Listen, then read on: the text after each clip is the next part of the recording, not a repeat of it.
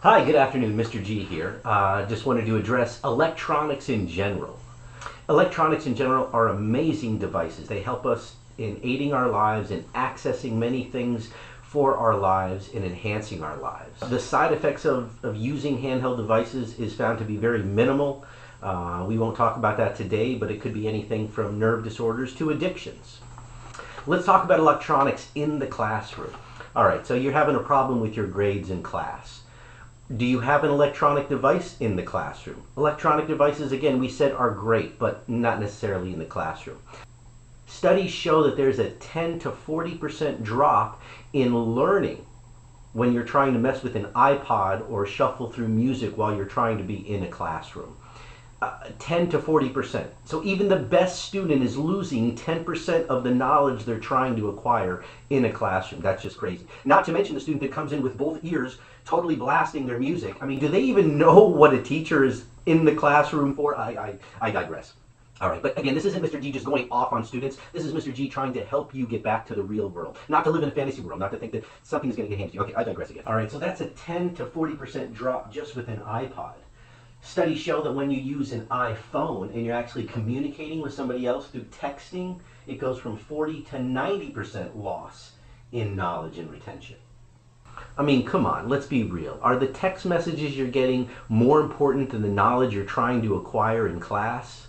Let's take a look.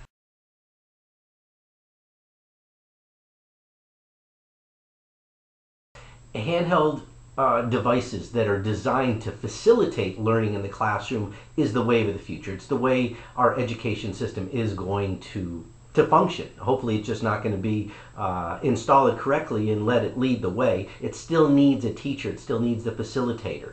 But the devices are great. But right now, in today's day and age, there's a learning curve to understand how the devices work. And there's a learning curve for the programmers who are designing these devices, because a lot of them are not teachers and they don't understand that students find loopholes. Students can multitask, just not very well, or in a capacity to excel in that particular discipline. Now, if you didn't understand any of the words I was saying past the word "or," please put your Clash of Clans down. You have no right ruling anything if you don't understand the definition of the word discipline. Okay, bottom line of this broadcast. If you have an A in Mr. G's class, you may venture into my room daringly with your personal handheld device exposed.